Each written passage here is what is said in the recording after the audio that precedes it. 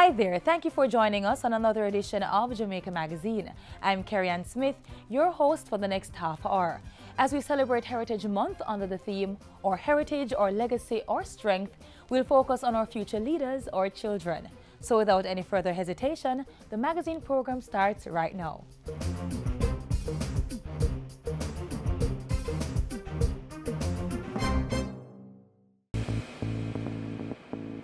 A healthy and educated people living in a clean, natural environment, reducing crime, improving the justice system and governance, building a prosperous economy. It's not just a vision, it's reality. Learn about the plan. Join the vision. My country, Jamaica, has a rich heritage and is very unique. If we all pull together, we can make it the place of choice to live, work, raise family, and to do business. For more information on Vision 2030, call the Planning Institute of Jamaica or visit vision2030.gov.jm, your parish library, school library, or the Jamaica Information Service.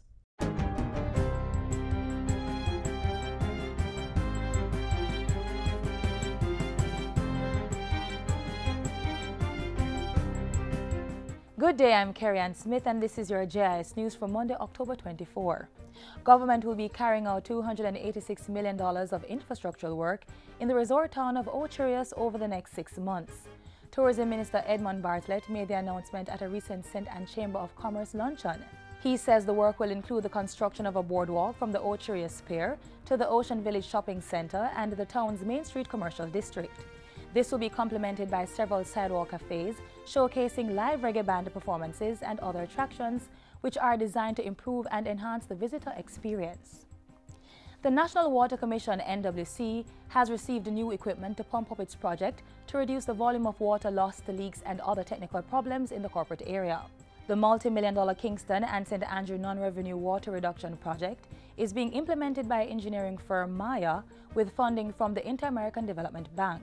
It should reduce non-revenue water in the corporate area from about 65 to 30% in another 36 months. Portfolio Minister Dr. Horace Chang says that should significantly improve the reliability and quality of supply, making the corporate area virtually drought resilient. 30% drop in non-revenue water means we'll be getting about, and the President may comment about another almost 20 million gallons more water per day in the system when it's fully operational. And it means additional water to the consumers without any additional production.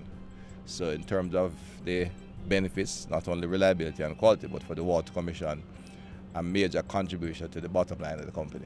Minister Chang says that additional revenue to the NWC's coffers will allow the company to expand the program into other areas of the island.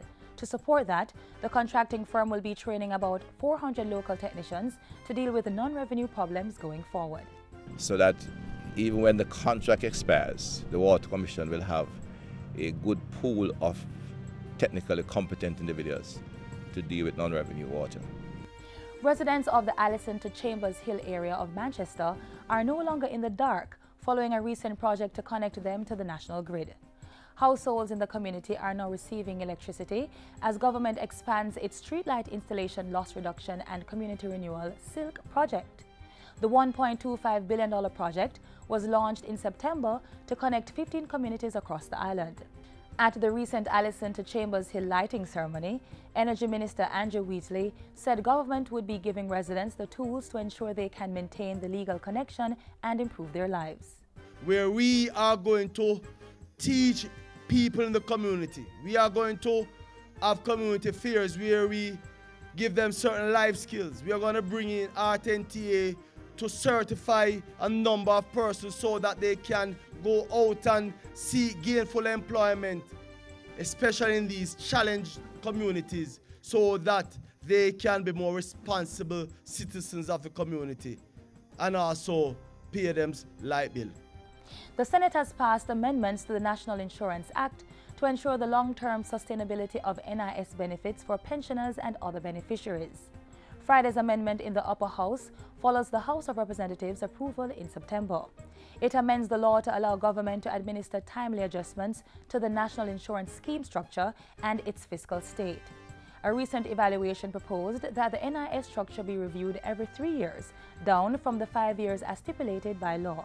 Shortening the review period will ensure closer monitoring of the fund, enable assessment of the effectiveness of the reform measures as they are undertaken, provide a better opportunity to identify the need for intervention and thereby facilitate the implementation of timely interventions, and provide greater transparency and accountability. And finally, Justice Minister Delroy Chuck has announced that the Granville Restorative Justice Center will be reopened and fully operational by the end of October. The center was opened in February 2012, but became inoperable due to the disconnection of power supply and the need for recertification of the building. Additional furniture and repainting work are needed. Mr. Chuck and a team from his ministry met with several community leaders recently to discuss plans for the reopening of the center. He gave instructions for a full assessment to determine what is needed to have the center functional. The reopening of the Granville RJ Center is part of the ministry's thrust to set up more restorative justice centers in various communities to provide healing and restoration for parties in conflicts. And that's it for JIS News Today. I'm Carrie-Ann Smith. Thanks for watching. I remember when I didn't like school and Mommy used to have to wake me up. Tabla, hurry up. You're going to be late for school. Hey, now that I have a tablet, you don't need to wake me up. Since Mommy and Daddy bought me a tablet, I use my tablet for all kinds of cool stuff. I use my tablet to read books. I use my tablet to learn about history and science. I use my tablet to help with my homework. I even use it to talk to my daddy at work.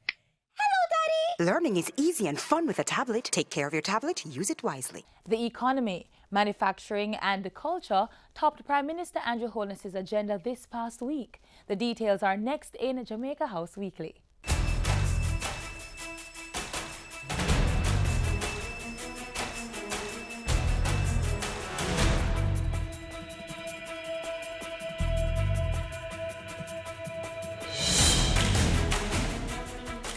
After declaring that manufacturing was alive and kicking on the island, Prime Minister Andrew Holness challenged sector leaders to innovate. According to Mr. Holness, being creative would not only make businesses sustainable but also environmentally friendly. In calling for innovation, the Prime Minister advised the private sector to look in the Jamaican environment for products that would replace styrofoam and plastics. So I'm challenging you, the captains of industry, to see what is within our environment, within our culture, that can be used to propel innovation, to bring new products to market, that creates new streams of manufacturing, that employs new people, that gives more sales, which drive growth. Innovation. Prime Minister Holness was speaking following last Wednesday's tour of Wisinco, the largest local manufacturer of styrofoam and plastics. The tour also comes after the Senate passed a private member's motion banning styrofoam and small single-use plastic bags. During his visit, Mr. Holness was updated on the company's plans to limit their carbon footprint through a number of initiatives. He was also informed of the effect the implementation of the proposed ban would have on consumers and the 2,000 workers employed at the facility. That we do have a problem with plastics. It is not necessarily the solution to ban plastics, and it may not be the appropriate solution, but it must be debated. And Prime Minister Andrew Holness told the gathering that government was serious about improving waste management in Jamaica. Jamaica is not looking as clean as it should be, as it can be, and as it was. So we're going to be employing various strategies, the first one of which will be the introduction of a waste-to-energy solution. Marrying tourism with culture was Prime Minister Andrew Holness's main talking point as he opened the Peter Tosh Museum on Wednesday. Mr. Holness said he had instructed the tourism minister to support the museum and use it as one of the cultural attractions in government's plan to position Kingston as a tourist destination. I see Jamaica as the center of the Caribbean, not just geographically, but we are the center for culture and lifestyle. for innovation and creativity. And when we put up institutions like this, we are stamping our authority on this claim. The museum, located at the Paul's Complex on Trafalgar Road, was opened on the 72nd anniversary of Tosh's birth. Prime Minister Holness also used the occasion to laud Tosh for his contribution to the nation's culture. One thing that was clear from Tosh's music is the resistance, standing up for what you believe in, being a rebel, because sometimes being a rebel for the right cause is good. And that, in a sense, defines what it means to be Jamaican. One of the things that I want to stress to the authority and to the Logistics Hub Initiative, which will act as a secretariat, is the speed of doing business. I can't stress that anymore. The velocity of doing business. Prime Minister Andrew Holness's charge as he addressed a Ministry of Economic Growth and Job Creation retreat Friday. Heads of agencies and chairmen of boards were told that government was fast-tracking business, legal and tax reforms to align with international best practices to ensure that there's inclusive and sustained growth. My job is to ensure that the challenges with administration and the legislative will, that those things don't become an obstacle to the implementation of what is a critical part of the growth initiative. So please don't disappoint me. Right? We have to get it done and get it done very quickly. And on the matter of the special economic zone planned for the free zone, Mr. Holness stressed his administration's focus on the export market. He said new and existing businesses will qualify for the special economic zone based on their generation of exports and foreign exchange earnings. So the charge to the authority is that you must remain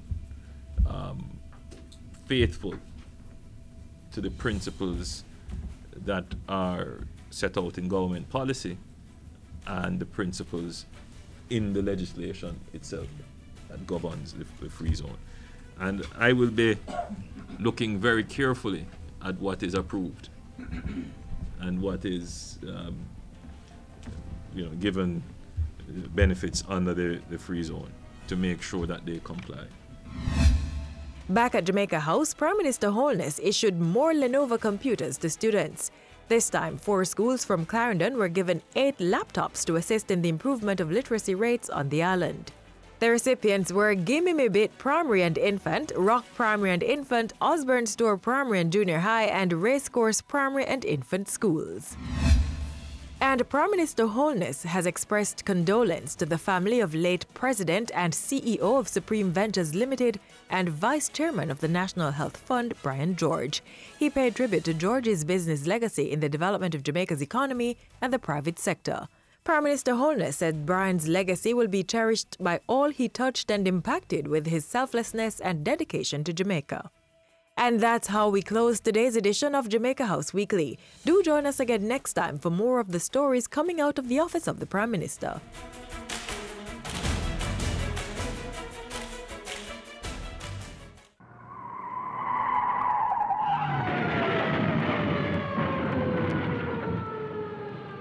Each time you're not paying full attention to the road environment, the greater your chances of getting in a crash like that.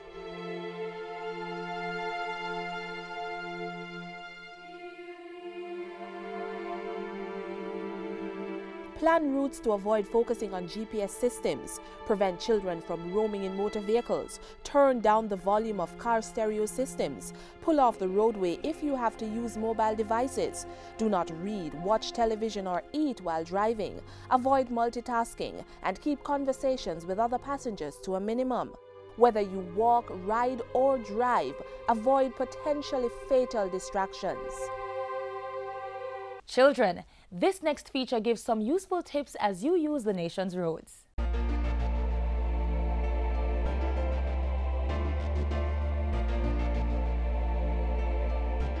So far, since the start of this year, 266 persons have been killed using our roadways. That, indeed, students, ladies and gentlemen, is in fact very disturbing to us. And so we are supporting the work of the National Road Safety Unit to ensure that we continue the drive of public education to not only our students, but to all Jamaica and to all road users of the road.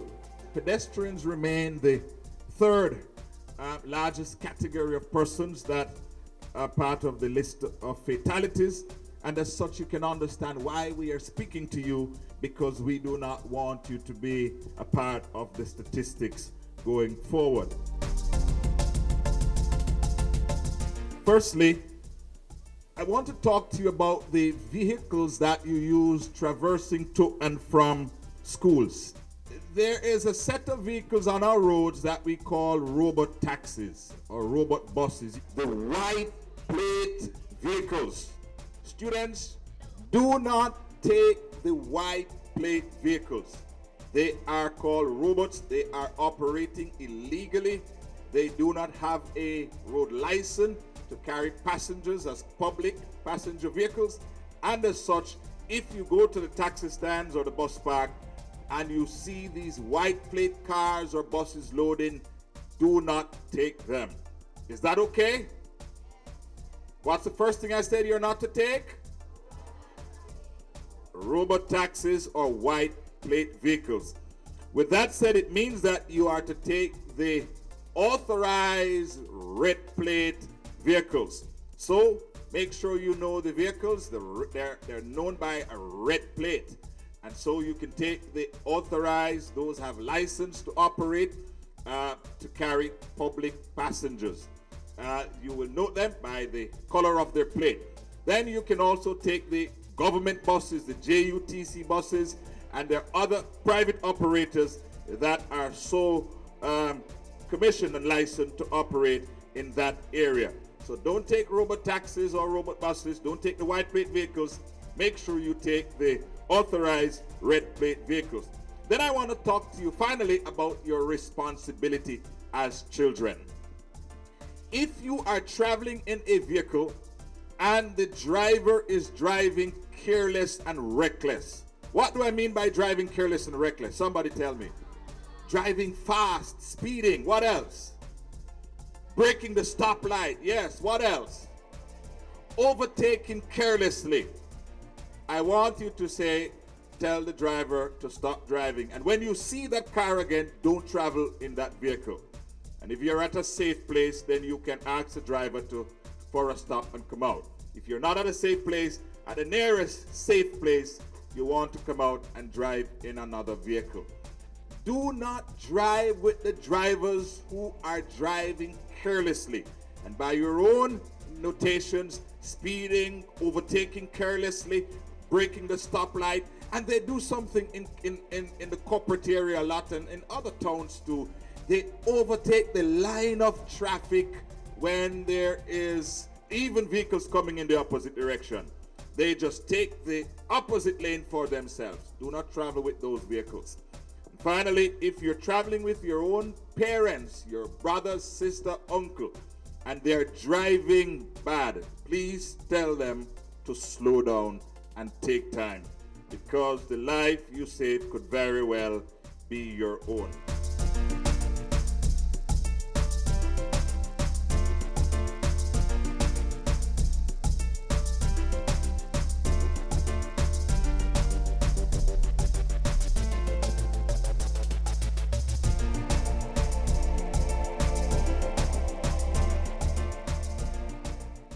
I said be careful what you teach your little children. Make sure I know something to hurt them. Parents, keep your children safe and protected.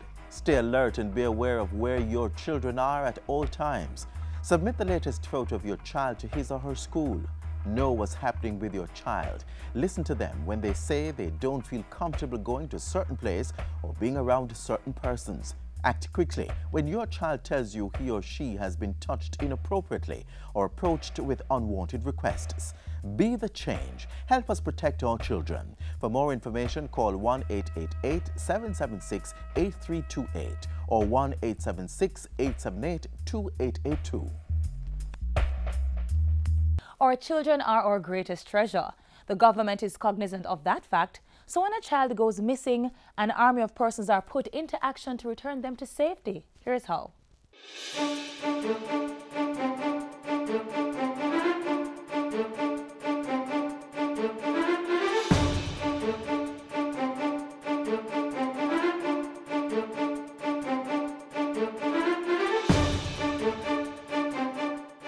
13-year-old Brittany Bradbury is missing. She was last seen along Spanish Town Road in Kingston.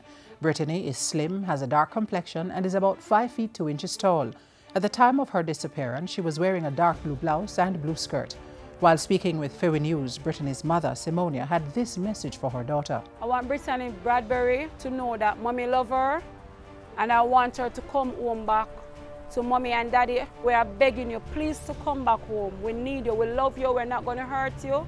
We want to try and make things work for you. Fortunately for Simonia and her family, Brittany was found. She's among the 9 out of 10 missing children who are reunited with their families each year.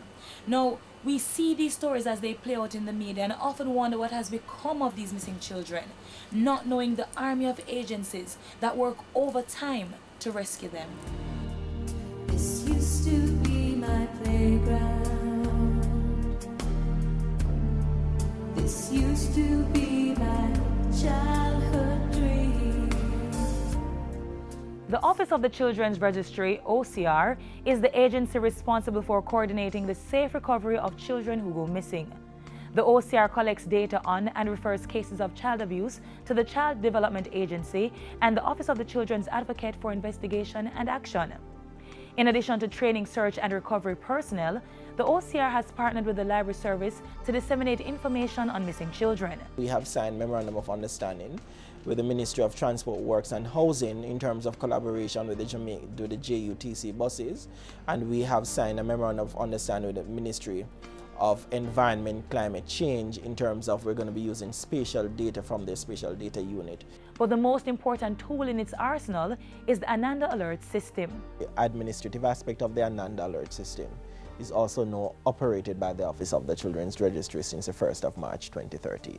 The Ananda Alert System is a nationwide system which seeks to have children who would have gone missing or reported missing within 24 hours or less. So we try to ensure that all information as it regards to their whereabouts, their location, their description is disseminated island-wide. As soon as a parent cannot account for their child's whereabouts, then they are able to make a report to the police station or to the registry by calling 1-888-PROTECT. And an Ananda alert is then activated and a risk assessment done to determine if it is a case where it is very high risk or the risk is more minimal. At that point, if the report is received by the registry, within 30 minutes of receipt it is dispatched to the Corporate Communications Unit and the Missing Person Monitoring Unit, and from there the interactions and investigation will begin. The Ananda Alert System would not work as efficiently as it does without the support of the Jamaica Constabulary Force. There is a dedicated Missing Persons Monitoring Unit in the JCF. When someone is reported missing at a station, this information is sent to CCU immediately. Once confirmed with the local station, an immediate release is done and this is sent out. The Jamaica Constabulary Force also has other branches that are active participants in the search and recovery efforts. They include the Corporate Communication Unit, the CCU, the National Intelligence Bureau, NIB, and the Center for the Investigation of Sexual Offenses and Child Abuse, CISOCA. The Police 119 Emergency Center plays a big role because what they do, they take this information and further disseminate it through the police network. So all police formations and divisions are made aware of this missing person. Along with that, you have the National Intelligence Bureau, who further does correlation, intelligence gathering around this missing person, investigation, as well as alerting other partners regionally and internationally of this missing person. Once a child is recovered, the work of the team doesn't end. The next step in the process is restoration. Once a child is located, then we do a follow-up in counseling and social intervention from the Child Development Agency. If we do have issues with the Ministry of Education, specific schools not wanting to take back that child because the child would have been out for a period of time, we do work together to see how we can get back that child to continue their education. The Child Development Agency plays an integral role in getting to the root cause of why the children go missing in the first place. And it's a need that the OCR registrar knows all too well. I was also physically abused within my home, and through that, at age 15, I ran away from home for approximately 1 week. I don't think at age 15, when I ran away from home, it was a result that I was naturally bad. But in fact, I was then running away from the condition that I considered unsuitable for children to really grow in. It is going to be important that we hear what is happening, and first of all is to address the situation that could have caused them, one, to think why they want to leave the home, why is it that they don't want to return, and how is it that we can prevent such occurrence. Though the team working to return missing children to their homes or a place of safety have recorded several successes, their work is still unfinished. Amendments have been made to the Child Care and Protection Act. Harsher penalties have been prescribed for persons who murder, rape, and commit other serious violent offenses against children. And the child abuse cases will be fast-tracked in the court system. That achievement is strengthened with the implementation of a case management system which allows the OCR and the CDA to share information through a web-based system. The system also tracks children's development in the child care system from entry to exit. We have developed our first search and rescue protocol, in which we have developed over 3,000 protocols for missing children. The dissemination has been going extremely well. We have disseminated to all our children's homes, all the schools that we have visited for school tours, and we're going to be continuing to distribute those 3,000 plus search and rescue protocol. The publication of the search and rescue protocol serves to be very helpful, because in the event, for instance, that we suspect that a child was abducted and there is going to be a planned search by the police, then we have trained search and rescue volunteers who can assist in the safe and speedy recovery of that child. The JCF has also been making moves in child care and protection with the introduction of the Stay Alert app. This sends alert to persons who are utilizing the Stay Alert.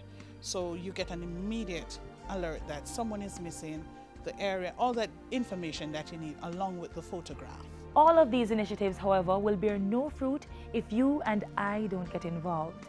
If you know or suspect that a child is being abused, act. Call the police, call the OCR, or message the JCF on its new app. The care and protection of our children is everybody's business. This used to be my playground. This used to be my childhood dream.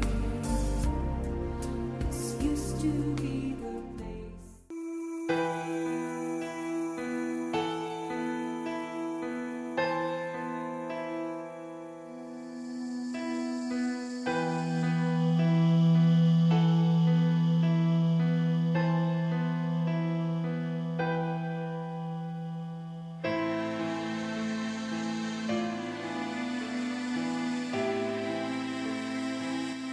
Is your silence worth the life of a child? Report child abuse. Call the Office of the Children's Registry at 1-888-PROTECT. Be the change.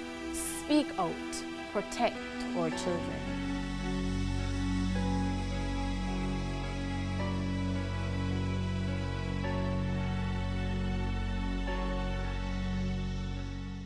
And that's how we close out today's edition of Jamaica Magazine.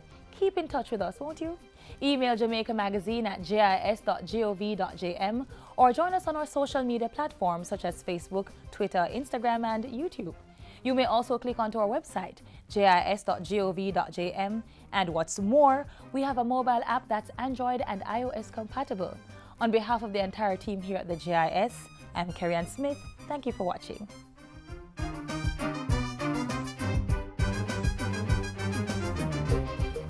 This has been a production of the Jamaica Information Service, the voice of Jamaica.